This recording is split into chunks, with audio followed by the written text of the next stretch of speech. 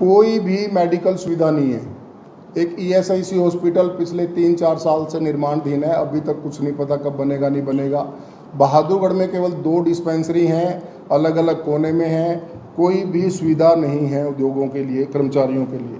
PHC एक primary health centre Haryana सरकार की योजना के तहत खोली जाती है, जैसे दिल्ली में मोहल्ला क्लिनिक है, ऐसे हरियाणा में पीएचसी है, प्राइमरी हेल्थ सेंटर। तो वो भी कहीं दिखती नहीं है, मतलब उद्योगों के आसपास नहीं दिखती, अगर कहाँ है हमें नहीं पता चलता, उसका अच्छा खासा बजट भी है। ऐसे ही ईएसआई पीएफ का जिले में कहीं भी सुविधा केंद्र नहीं है। अगर किसी कर्मचारी को पीएफ के लिए ईएसआईसी की समस्याओं के समाधान के लिए जाना हो तो या तो रोहतक में जाना पड़ेगा, या एक अकेला ऑफिस है बहादुरगढ़ में, वहाँ जाना पड़ेगा। Monday to Friday fix time है, स्टाफ मिलेगा नहीं मिलेगा तो टाइम ख़राब होता है, छुट्टी करके जाता है, या अपनी कंपनी का टाइम वेस्ट करता है या खुद का टाइम वेस्ट करता है, प्रोडक्शन ख़राब होती है। एक हमने रिक्वेस्ट हम करना चाह रहे हैं आपके माध्यम से, जैसे एक सिंगल विंडो का एक प्रावधान है हरियाणा सरकार में कि हर महीने डीसी साहब द्वारा या डीआईसी ऑफिस द्वारा उद्योगों के साथ सभी विभाग की एक सामूहिक मीटिंग होनी चाहिए। ऐसी एक योजना पहले से है, लेकिन पिछले 3 साल में जब से कॉन्फेडरेशन ऑफ बहादुरगढ़ इंडस्ट्रीज बनी है या उससे पहले भी हमने पिछले सालों में नहीं देखा कोई भी महीने में कोई मीटिंग होती हो। तो हम एक निवेदन करना चाहते हैं आपके माध्यम से, जो भी जिले के 4 विधायक चुन के आएंगे और साथ में जो डीसी या जो भी सरकारी अधिकारी के साथ एक मासिक मीटिंग उद्योगों की होनी चाहिए। अगर हम हज़ारों करोड़ का रेवेन्यू देते हैं, रोजगार देते हैं, तो उद्योगों की इतनी अवहेलना क्यों होती है, तो उनको महत्व क्यों नहीं दिया जाता।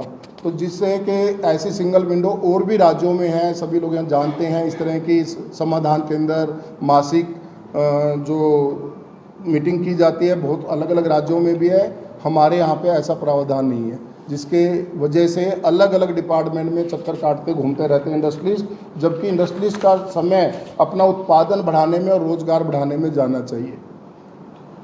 ऐसे ही एक बहुत बड़ी गंभीर समस्या है, एमएसएमई के माध्यम से स्टेट में और सेंट्रल में बहुत तरह की सुविधाएं दी जाती हैं, सब्सिडी दी जाती हैं, अलग अलग टाइम पे योजनाएं आती रहती हैं, लेकिन आज की तारीख में भी आज के जो हालात हैं, पूरे हरियाणा में 3403 केस पेंडिंग है 2 साल से एमएसएमई के, जिसको आज तक कोई पैसा नहीं मिला। झज्जर जिले में 197 केस पेंडिंग है। वो लिस्ट है हमारे पास, सभी तरह के रिकॉर्ड हैं, ऑफिशियल रिकॉर्ड हैं। तो 3 महीने का टाइम होता है, जबकि उसका विदिन 3 मंथ केस अप्लाई करना होता है, उसकी सब्सिडी आ जाती है, लेकिन 2-2 साल से लोगों के पास पैसा रिलीज नहीं हो रहा। पिछले दिनों 31 दिसंबर 2023 को हरियाणा सरकार द्वारा एक वैट की OTS scheme, one time settlement scheme launch की गई थी थोड़े से टाइम के लिए, जिसमें हजारों केस लंबित थे जो वैट के टाइम के थे, जिसमें सी फार्म से संबंधित या बहुत तरह के अलग अलग तरह के केस पेंडिंग थे, जिनकी असेसमेंट हो गई है, ऑर्डर उनके हाथ में है, लेकिन ऑनलाइन अपडेट नहीं थे। तो 3 महीने के दौरान काफ़ी सारे केस सुधरे, लेकिन उसकी डेट बंद हो गई। हम दोबारा से रिक्वेस्ट कर रहे हैं आपके माध्यम से उसको दोबारा ओपन किया जाए, इस तरह की स्कीम को, वन टाइम सेटलमेंट स्कीम को लिए। एक और गंभीर समस्या है स्टेट जीएसटी की तरफ से ई-वे बिल आजकल 100% ऑनलाइन सिस्टम है, लेकिन अगर किसी भी तरह की छोटी सी क्लैरिकल मिस्टेक भी हो ना, फॉर एग्जांपल SHRI सीरी लिखना है, SHRI और SHREE भी कर दिया, तो भी 6 दिन 4 दिन गाड़ी पूरे देश में, अगर हरियाणा की गाड़ी ने यूपी में जाना है, बिहार में जाना है, किसी न किसी अलग अलग तरह की क्लैरिकल मिस्टेक की वजह से खड़ी रहेंगी। मतलब कोई भी ऐसा नहीं। अच्छा, उसकी समस्या के समाधान के लिए हरियाणा के आदमी ने अगर माल भेजा है, झज्जर जिले से माल गया है, रोहतक से गया है, कानपुर में गाड़ी अगर जाके खड़ी हो गई है, तो यहाँ से वहाँ जाना पड़ेगा, जबकि सब कुछ सेंट्रलाइज है। तो यहाँ पे क्यों नहीं उसका समाधान होता? ये हर व्यापारी इस चीज़ को झेल रहा है। एक और बात आपके माध्यम से हम रखना चाह रहे हैं, लगभग हमने 20 पॉइंट लिखे हैं, आपको कॉपी भी शेयर करेंगे। बहादुरगढ़ राष्ट्रीय राजधानी से लगता हुआ क्षेत्र है, बॉर्डर पे हम बैठे हुए हैं। समय समय पर अलग अलग राज्यों द्वारा या किसी न किसी परिस्थितियों द्वारा यहाँ पे धरने प्रदर्शन हो जाते हैं। धरने प्रदर्शन होते हैं तो राष्ट्रीय राजधानी का बॉर्डर है और केंद्र बहादुरगढ़ बन जाता है। सफ़र करते हैं हम सब लोकल नागरिक या उद्योगपति, कर्मचारी, फैक्ट्रियां बंद होती हैं, कर्मचारियों का रोजगार छिनता है, मेडिकल सुविधा जो दिल्ली पे निर्भर हैं दिल्ली तक जा नहीं पाते, इस तरह की समस्या को झेलना पड़ता है। जैसे दिल्ली में एक जंतर मंतर या रामलीला मैदान या कुछ ऐसे निर्धारित किए गए हैं, अगर बहादुरगढ़ बेशक से राष्ट्रीय राजधानी क्षेत्र के बॉर्डर पे है तो यहाँ पे भी कोई अलग से जगह की स्थापना होनी चाहिए। इसकी यही ना हो कि कोई भी धरना या प्रदर्शन कुछ भी हो रहा है तो उसकी वजह से पूरा जाम लग जाए, बॉर्डर ही बंद हो जाए, महीना महीना 3-3 महीने, पिछले दिनों तो 9-9 महीने भी रहे। हम ये नहीं किसी को ब्लेम नहीं कर रहे, लेकिन इस तरह की स्थिति नहीं आनी चाहिए। प्रदूषण पे जैसे भी 1 अक्टूबर से ग्रैप लग जाएगा, पिछले 4-5 साल से लगातार प्रदूषण डिपार्टमेंट से, COQM की तरफ से, NGT की तरफ से जो अवेयरनेस कैंपेनिंग की गई, उद्योग लगातार चल रहे हैं, अपना रेवेन्यू बढ़ा रहे हैं, एम्प्लॉयमेंट बढ़ा रहे हैं, साथ साथ कंप्लाइंस भी पूरी कर रहे हैं। 99.9% हर इंडस्ट्री का प्रदूषण रोकथाम के जो भी डिवाइसेस लगानी चाहिए थी सबने लगभग लगा दी हैं। कुछ जनरेटर से संबंधित है, कोई भी जैसे भी गाइडलाइन 76 के हिसाब से सब कुछ लग चुका है। लेकिन और जो अन्य कारण हैं प्रदूषण के, जैसे रोड टूटे हुए हैं जगह जगह पे, पानी खड़े हुए हैं, सीवर के ढक्कन नहीं है, ट्रैफिक जाम है, पराली जल रही है, तो जो अन्य कारण है उस पर भी सरकार को कुछ सोचना चाहिए, उसका भी समाधान आना चाहिए। केवल उद्योगों पे तलवार नहीं लटकानी चाहिए, जबकि उद्योगों की कंप्लाइंस अब लगभग पूरी है। बहादुरगढ़ दिल्ली के बॉर्डर पर है, यहाँ पे बहादुरगढ़ में खासकर, वैसे तो झज्जर ज़िले में जो बाहर आउटर में इंडस्ट्रीज आई हैं वो तो काफ़ी बड़ी बड़ी इंडस्ट्रीज हैं, उनके अपना ट्रांसपोर्ट सिस्टम है। लेकिन बहादुरगढ़ में बहुत सारी इंडस्ट्रीज ऐसी हैं जो 100 गज, 200 गज, 250 गज, 300 गज की हैं। उनके छोटे मटेरियल होते हैं, लोड छोटे होते हैं, वो संजय गांधी ट्रांसपोर्ट नगर, पंजाबी बाग उद्योग नगर के ट्रांसपोर्ट पर निर्भर है। अगर इतना बड़ा औद्योगिक नगरी है तो बहादुरगढ़ में भी जो पिछले बहुत सालों से 10-15 साल से बात चल रही है कि ट्रांसपोर्ट नगर बनाया जाएगा, तो अभी तक क्यों नहीं ऐसी योजना लाई गई या क्यों नहीं निर्धारित की गई जगह। तो ट्रांसपोर्ट नगर बनना बहुत ज़रूरी है।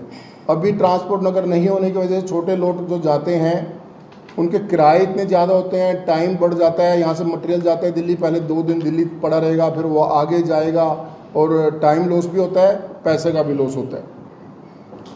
एक हम सब जो बहादुरगढ़ के सब हम नागरिक हैं, वासी हैं, बहादुरगढ़ अपना व्यापार करते हैं, सब लोग बैठे हुए हैं। पीरागढ़ी से जो सभी जगह आजकल हॉट न्यूज़ बनी हुई है, पीरागढ़ी से मुंडका, बड़े बड़े इंडस्ट्रियलिस्ट, बड़े बड़े पॉलिटिशियन, बड़े बड़े ब्यूरोक्रेट्स, और जबकि ये मिलिट्री रोड है, पिछले 20 साल से इसकी हालात जर्जर ही हो गई है। हर बार चुनाव के टाइम पे या चुनाव से पहले, चाहे दिल्ली सरकार हो, केंद्र सरकार हो, हरियाणा सरकार हो, हर बार आश्वासन दिया जाता है इसको बहुत बढ़िया बनाएंगे। वैसे तो गेटवे ऑफ हरियाणा बोला जाता है टिकरी बॉर्डर को, बहादुरगढ़ एंट्री करने के लिए, हरियाणा एंट्री करने के लिए, और जैसे उसको क्रॉस भी कर लें, पहले तो उसकी जर्जर हालत है, जब उसको क्रॉस कर लें तो वहाँ पे गंदगी का ढेर, पानी, वाटर लॉगिंग, ऐसे लगता है जैसे हम सीधा आसमान से टपके खजूर पे अटके, ऐसी हालत हो जाती है, पहुँच ही नहीं पाते। उसका एक्सक्यूज़ लेकिन ये नहीं है कि अभी UER-2 बन रहा है, तो क्या UER-2 पहले क्यों नहीं बनाया फिर 20 साल पहले? वो तो अब बनेगा ना, तो लोग तो सफ़र अब कर रहे हैं, तो क्या लोग इंतज़ार कर रही है सरकार के यहाँ से उद्योग पलायन कर जाएं, कर्मचारी यहाँ पे आए ना? कैसे ग्रोथ होगी उद्योगों की? दिल्ली से मोस्टली 90% इंडस्ट्री दिल्ली से अप डाउन करता है, आना जाना, चाहे घर रहें चाहे बिजनेस की वजह से जाते हैं। अल्टरनेट रूट भी ऐसे हैं, जैसे घेवरा फाटक है, पूरे इंडिया में छोटे छोटे गांव में भी अंडरपास बन गए हैं। घेवरा फाटक एक मेन लाइन ऐसी कनेक्टिविटी है, आज तक उसकी कोई योजना भी नहीं किसी ने सुनी, किसी अखबार में किसी की तरफ से कोई आश्वासन आया हो कि भी उसको भी हम अंडरपास बनाने जा रहे हैं, कुछ ऐसा प्लान कर रहे हैं।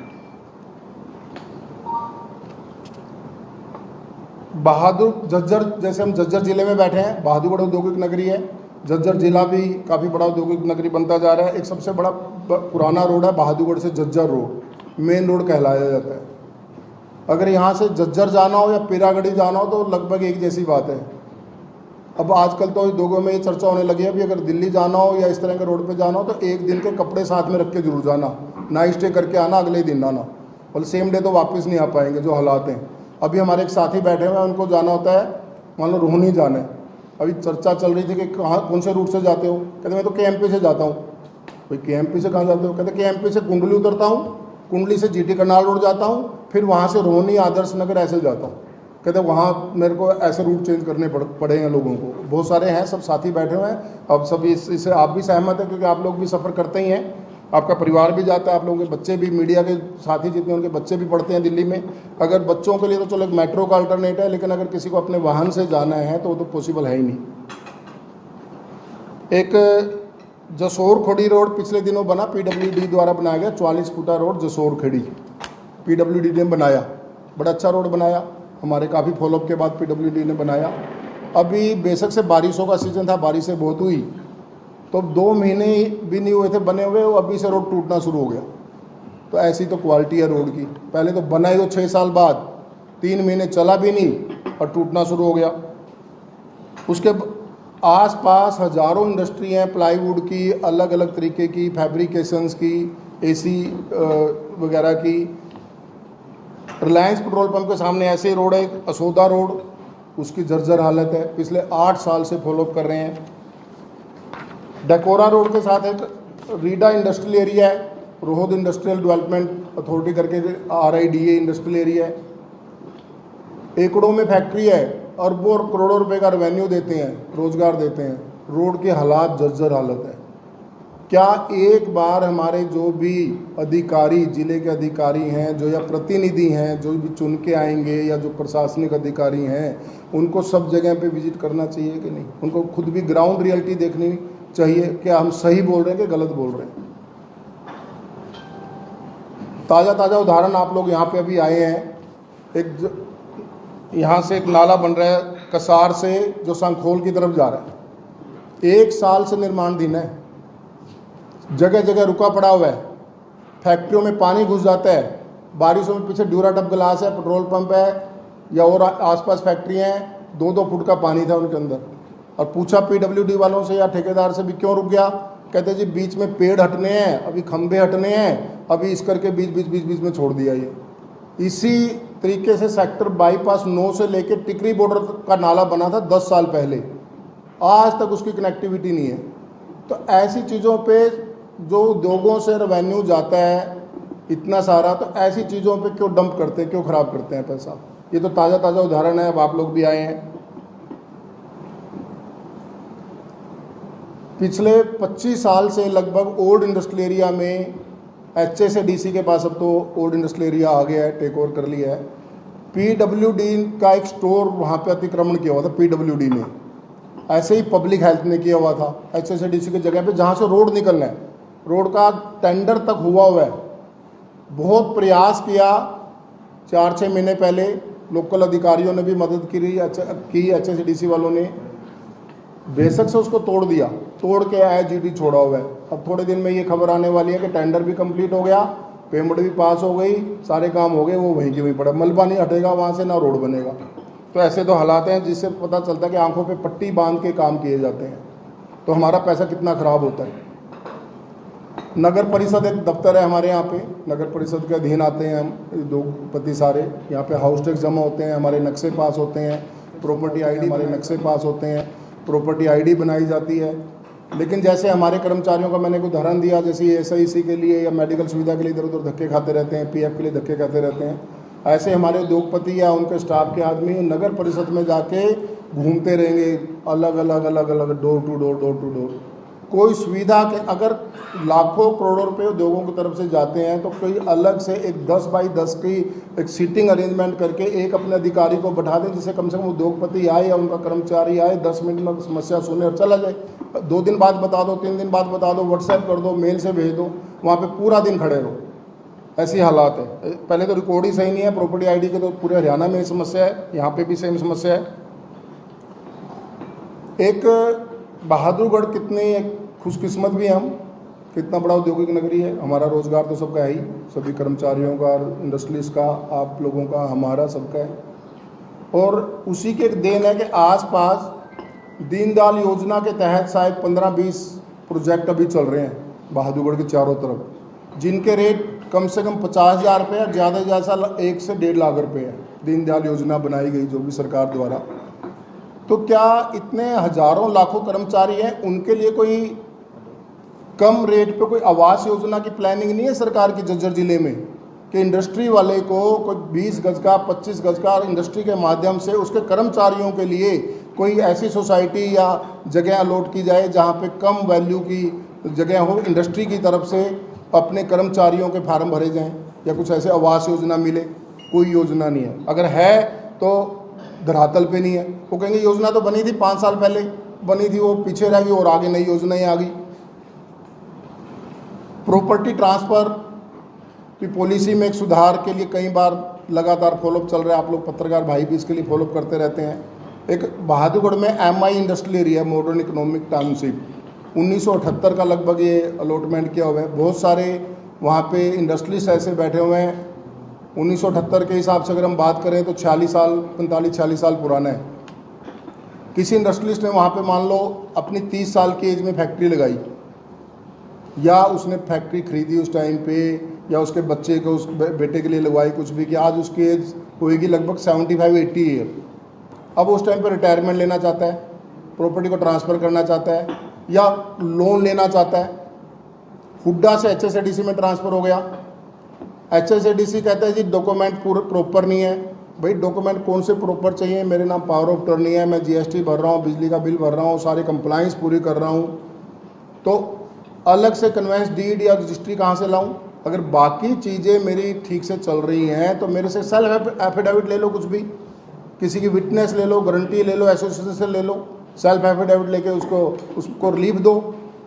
लेकिन नहीं, या तो फाइल मिलेगी नहीं, बहुत सारे केस ऐसे हैं, या तो फाइल ही नहीं मिलती, हुड्डा से HSADC में कहाँ गई, मिलेंगी तो फिर वो कितने सारे ऐसे मामले हमारे सामने एसोसिएशन में आते हैं। कहते हैं जी मेरे जब 15 साल पहले मेरे पिताजी ने कोशिश की थी प्रॉपर्टी ट्रांसफ़र करने की, उस टाइम वो सीनियर सिटीजन थे, कोशिश करते करते कहता मैं भी सीनियर सिटीजन हो गया उनका बेटा, कहता मेरे को तो उम्मीद नहीं कि मेरे बेटे को भी आगे ट्रांसफ़र होगी कि नहीं होगी। मतलब ऐसे हालात है। तो इस ऐसी चीज़ों पे भी सरकार का हम ध्यान आकर्षित करना चाहते हैं कि इस पर भी ध्यान दे। मेट्रो लाइन की एक बहुत बड़ी सुविधा है बहादुरगढ़ में। उद्योग बेशक से रोहतक तक चले गए हैं, रोहत सांपला बहुत औद्योगिक नगरी बन गई है, तो इसके एक्सटेंशन की बातचीत होती रहती है। इसके क्या सिस्टम है सरकार का, सेंट्रल गवर्नमेंट, हरियाणा सरकार या मेट्रो के साथ जो भी इनका एक सिस्टम MOU होता है, बहुत बार सुनते हैं, या तो न्यूज़ वैसे निकाल देते होंगे कि भाई 6 महीने बाद इलेक्शन आने वाले हैं तो एक बार मेट्रो के एक्सटेंशन की और घोषणा कर देते हैं, लेकिन वो मेट्रो पिछले 10-12 साल में कोई ऐसा नहीं लग रहा है कि मेट्रो बनने वाली है, आगे तक जाने वाली है। तो मेट्रो को भी एक्सटेंशन की जाए। ऐसे अगर हम आज यहाँ बैठे हैं, हमारे झज्जर ज़िले के सभी आप सीनियर पत्रकार लोग सब बैठे हुए हैं, झज्जर गुड़गांवा से भी लगता हुआ एरिया है। अब आप लोग कोई भी गुड़गांवा से अगर झज्जर की तरफ आते हो, फरुखनगर, औरंगपुर या मॉडर्न इकोनॉमिक टाउनशिप जो रिलायंस ने बनाया है, गुड़गांवा से आने के लिए केवल 2 रास्ते हैं। एक धनकोट से आना पड़ता है, एक पटौदी और फरुखनगर की तरफ से आना पड़ता है। केवल 2 रास्ते हैं। उन रास्तों की ऐसी हालत है, सेम पोजीशन है जैसे मुंडका से मतलब पिरागढ़ी से बहादुरगढ़ आना है, 2.5 घंटे 2 घंटे वहाँ पे वेट करना पड़ता है। उसके बारे में भी हमने गुड़गांवा प्रशासन को भी, झज्जर प्रशासन को भी चिट्ठी लिखी है, बहुत बार फ़ोन पे भी बात की है कि भाई हम बेशक से गुड़गांवा में बहुत सारे इंडस्ट्रीज हमारे रहते हैं, लेकिन उद्योगपति वो झज्जर के हैं, झज्जर इंडस्ट्रियल एरिया के हैं। तो झज्जर प्रशासन को भी चिट्ठी लिखी गई है, वहाँ भी लिखी गई है, लेकिन इसकी तरफ कोई ध्यान नहीं है। फायर सेफ्टी के लिए अगर हम बात करें, जैसे सीजन आता है फायर की बड़ी गंभीर समस्या बनी रहती है। हमारे बहादुरगढ़ में, झज्जर ज़िले की टोटल बात करें, बहादुरगढ़ में 3 फायर स्टेशन है। एक MI में है, एक रेलवे रोड पे है और एक सेक्टर 17 में। ऐसे झज्जर में 2 फायर स्टेशन है। उद्योग चारों तरफ है और इसका पूरा अगर पैराफिल चेक करें तो लगभग 100-125 किलोमीटर में आज झज्जर ज़िला फैल गया। इंडस्ट्री इतनी है, इतने CLU आ गए हैं, इतने रेवेन्यू है, इतना रोजगार है। बार बार हर स्पीच में या प्रशासन की तरफ से जो स्टेटमेंट जाती है कि औद्योगिक नगरी, अगर आग लग जाए तो भी आपने NOC क्यों नहीं ली, आपके कागज़ पूरे नहीं हैं, आपके FIR ज़्यादा हैं, तो क्या आपके पास फायर की फैसिलिटी है? 3 फायर स्टेशन बहादुरगढ़ में, 2 जज्जर में बनाए हुए हैं। हर 10 किलोमीटर में फायर स्टेशन नहीं होना चाहिए क्या? पूछो तो गाड़ियां खराब पड़ी हैं, कहते तो कर्मचारी नहीं है सरकार का या प्रशासन, कहते तो कर्मचारी नहीं है सरकार का या प्रशासन का, उन बातों पे कोई ध्यान नहीं है। तो हम निवेदन करते हैं आपके माध्यम से आदरपूर्वक कि भाई सरकार फायर स्टेशन, फायर फैसिलिटी पे ध्यान दे। जैसे एमआई की भी बात चल रही थी, छोटी छोटी इंडस्ट्री हैं, पतली पतली गलियां हैं, अब 250 गज की फैक्ट्री है और भी कंप्लाइंस पूरी करनी है और फायर सिस्टम भी लगाना है, तो क्यों ना गली वाइज 25-50 इंडस्ट्री का क्लस्टर के रूप में फायर सिस्टम बना दिया जाए। एक ही जगह से बना के जो भी 1 लाख लीटर 2 लाख लीटर के टैंक बनाए, एक ही जगह से पाइपलाइन दे दो सबको, अपना वहाँ से कनेक्शन दे दो, कोई भी अगर दिक्कत आती है तो वहाँ से सर्विस मिल जाएगी उसको, उसके चार्जेस ले लो। इंडिविजुअल पॉसिबल नहीं है बनाना उसके लिए, लेकिन ऐसी कोई डिस्कशन कोई सुजेशन, कोई प्रावधान ऐसा नहीं आता। ना कोई एसोसिएशन जो बनाई गई है सरकार से प्रमाणित एसोसिएशन बनाई जाती हैं, औद्योगिक एसोसिएशन या अन्य एसोसिएशन भी जो बनती हैं, उनसे भी कोई ऐसी सलाह नहीं ली जाती। कोई भी योजना बनाने के लिए, कोई भी नोटिफिकेशन के लिए कि भी उद्योगों को इन्वॉल्व किया जाए, एसोसिएशन को इन्वॉल्व किया जाए, सीधा ही लागू कर देते हैं बिना किसी प्लानिंग के, बिना किसी डिस्कशन के। तो ये भी निवेदन है कि भाई हमारी बात सरकार तक पहुँचे और बिजली की बेशक से इन दिनों में पिछले 1-1.5 साल से कुछ सुधार हुआ है। अभी 3 पावर स्टेशन बहादुरगढ़ में बन रहे हैं, एमआई में बन रहा है, सेक्टर 16 में बन रहा है या असोदा वगैरह में बन रहा है। पूरे ज़िले में लगभग 6 पावर स्टेशन फीडर का काम चल रहा है, लेकिन चल कब रहा है? जो पिछले 7-8 साल से लंबित थे उनका काम चल रहा है। कोई ये नहीं कि अचानक से चला दिया, जो योजना बनी थी 6 साल पहले 8 साल पहले वो चल रहे हैं। आगे क्या होगा ये तो बन रहे हैं 7 साल बाद, आगे की क्या योजना है? जबकि ओवरलोड पे आज हम खड़े हैं, सभी लोग एक्सपेंशन पे सभी लोग खड़े हैं। अगर हमें इंडस्ट्रियलिस्ट को अपना प्रोडक्शन बढ़ानी है, एक्सपेंशन करना है, बिजली मैंडेटरी है, लेकिन बिजली के लिए व्यवस्था ऐसी है कि हम ओवरलोड पे हैं, हमारे पास लोड नहीं है देने के लिए। या ये एक्सक्यूज़ होता है कि बस और 1 साल रुक जाओ, पावर स्टेशन बन जाएगा, फिर ईजी हो जाएगा। 1 साल बाद डबल ट्रैफिक हो जाएगा, मतलब डबल रिक्वायरमेंट हो जाएगी, उसके लिए क्या योजना है? कोई योजना नहीं है। बात करते हैं भी एरिया वाइज हम पावर स्टेशन बना सकते हैं, पहले 1 एकड़ में बनता था, अब 800 गज में बना सकते हैं। क्या आप 800 गज जगह दे दो? भाई हम जगह कहाँ से दे दें? जगह इंफ्रास्ट्रक्चर आपका, बिजली विभाग आपका, HVPN आपका, आप लोग जगह अरेंज करो, बनाओ। हम रेवेन्यू दे रहे हैं, बिजली के कनेक्शन के चार्जेस दे रहे हैं, हर चीज़ दे रहे हैं, तो वो काम तो आप लोगों का है। तो इस पर भी, लेकिन बस बात होती है, जो भी अधिकारी आएंगे बात करेंगे वहीं तक सीमित रहती हैं, और लेकिन आगे की क्या योजना है कभी कोई डिस्कशन नहीं होता। कितनी बार अंत्योदय रोजगार मेला लगाया गया पिछले दिनों, बहुत जगह पे 60-70 जगह पे तो ज़िले में लगाया गया। कॉन्फेडरेशन ऑफ बहादुर इंडस्ट्री ने 8-10 जगह पे पार्टिसिपेट भी किया। बहुत सारे स्टूडेंट वहाँ पे आए जिन्होंने ITI या अलग अलग डिप्लोमा या डिग्री लेके धक्के खाते घूमते रहते हैं कि भी कहाँ नौकरी मिलेगी, कैसे नौकरी मिलेगी। सरकार ने करोड़ों रुपए तो उस प्रोजेक्ट पे खर्च कर दिए, लेकिन अगर हमने 8-10 जगह पे पार्टिसिपेट किया तो वहाँ से ये देख के पता चल रहा था कि बच्चों के अंदर कुछ भी ऐसी क्वालिटी नहीं मिली एजुकेशन के दौरान कि वो अपना बायोडाटा तक ढंग से बना सके, अपना रिज्यूमे बना सकें। उनको नॉलेज ही नहीं है, ना उनके पेरेंट्स को पता, बेचारों को, कि भी पेरेंट्स को लगता है बच्चे पढ़ गए हैं, कहीं ना कहीं नौकरी मिल जाएगी। तो कोई स्किल ट्रेनिंग सेंटर खोले जाएं सरकार द्वारा, उद्योगों से मदद लेके, एसोसिएशन की मदद लेके, जिससे वो बच्चे जब डिग्री के दौरान या डिग्री लेके डिप्लोमा लेके आएँ, उससे पहले स्किल ट्रेनिंग सेंटर में जाएं, 1-2 महीना उनकी ट्रेनिंग कराएं, जिससे लोकल बच्चों को यहाँ पे रोज़गार भी दे सकें और उनका भविष्य भी सुधर सके। और अगर उद्योगों का ढांचा, सुविधा सारी मिलेंगी तो रोज़गार भी बढ़ेगा, रेवेन्यू भी बढ़ेगा, देश भी तरक्की करेगा, प्रदेश भी तरक्की करेगा। तो उद्योगों को कुछ ऐसा नहीं सोचना पड़ेगा कि मेरे को गुजरात जाना है, कि राजस्थान जाना है, कि अन्य राज्यों में जाना है। तो यही हम आज रखना चाह रहे थे, इसी तरह की बातें आप लोगों के माध्यम से। जो आगामी नवनिर्वाचित सरकार आने वाली है, वहाँ तक हमारी बात पहुंचाने में आप लोग मदद करें, पहुंच जाए और उसमें से कुछ काम जो चल रहे हैं उनको जल्दी हो जाएं और जो आगे की योजना है